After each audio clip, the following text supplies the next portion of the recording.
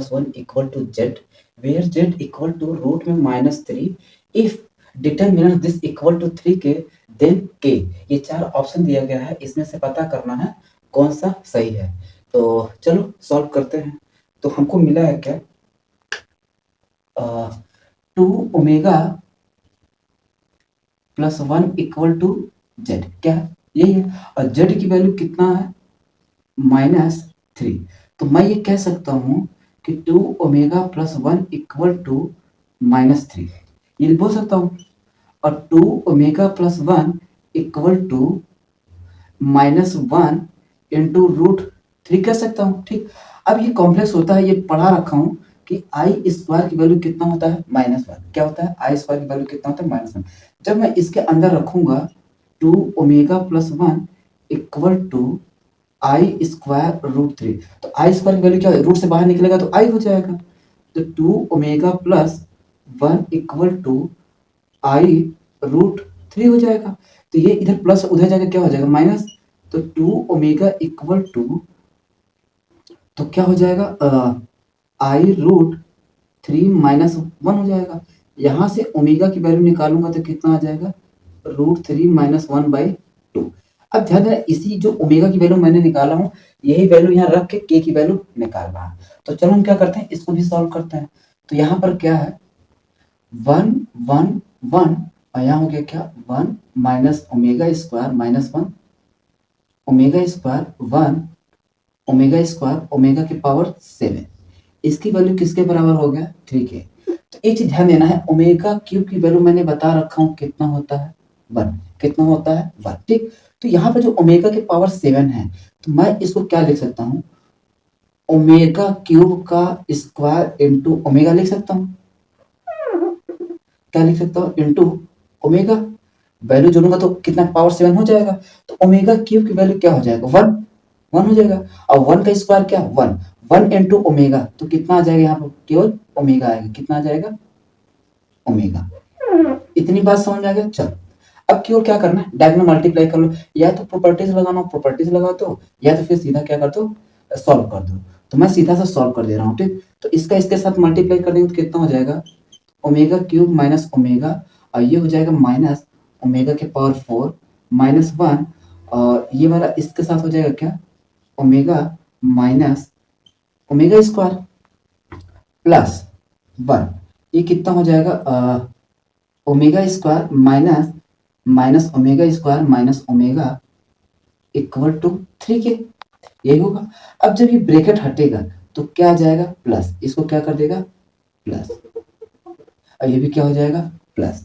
इतनी बात समझ आएगा। चलो अब इसको सॉल्व करना है, तो मैं इसको देख, ओमेगा क्यूब की वैल्यू क्या हो गया -1 माइनस ओमेगा, इसको क्या लिख सकता हूँ, देखो थोड़ा सा ध्यान देना है, ओमेगा क्यूब इंटू ओमेगा लिख सकता हूँ।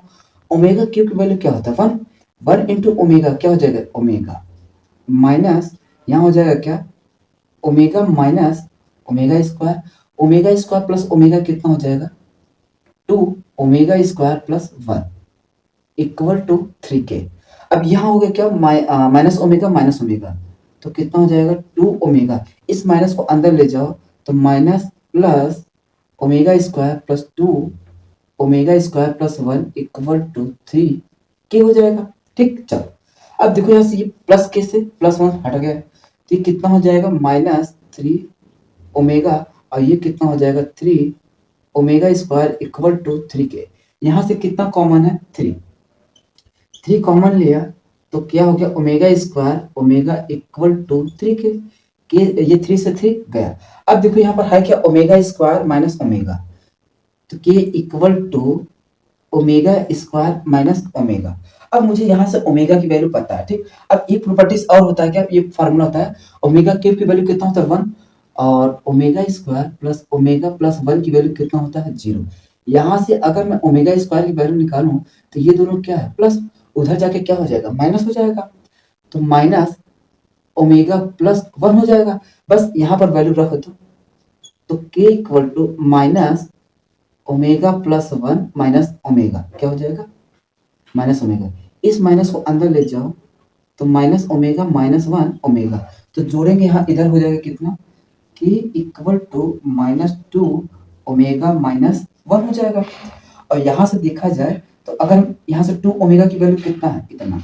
तो यहाँ पर हो जाएगा कितना? माइनस आई रूट 3 माइनस 1 और यहाँ हो जाएगा क्या? माइनस 1। तो k इक्वल टू माइनस ले जाएंगे तो अंदर, तो क्या हो जाएगा? माइनस आई रूट 3 और प्लस 1 माइनस 1। ये इससे गया तो k की वैल्यू कितना आ गया? माइनस आई रूट 3। कितना आ गया? k आई रूट 3।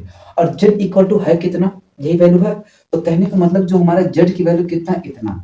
और ये हमारा क्या? ये z की वैल्यू है तो k की वैल्यू कितने के बराबर हो जाएगा? माइनस z के बराबर। भैया अगर मैं यहाँ से जब वैल्यू निकालूंगा तो ये असल में वैल्यू किसका है? जेडी का तो है। आए देखो, ये जो टोटल वैल्यू आया है इतना, ये किसकी वैल्यू है? जेड की वैल्यू है। तो माइनस को मैंने बाहर रखा, इतना वैल्यू क्या होगा? Minus Z. तो ऑप्शन में देखना, ये तो प्लस जेड है, ये तो होगा नहीं। माइनस 1 आएगा नहीं, प्लस 1 आएगा नहीं, कौन सा होगा?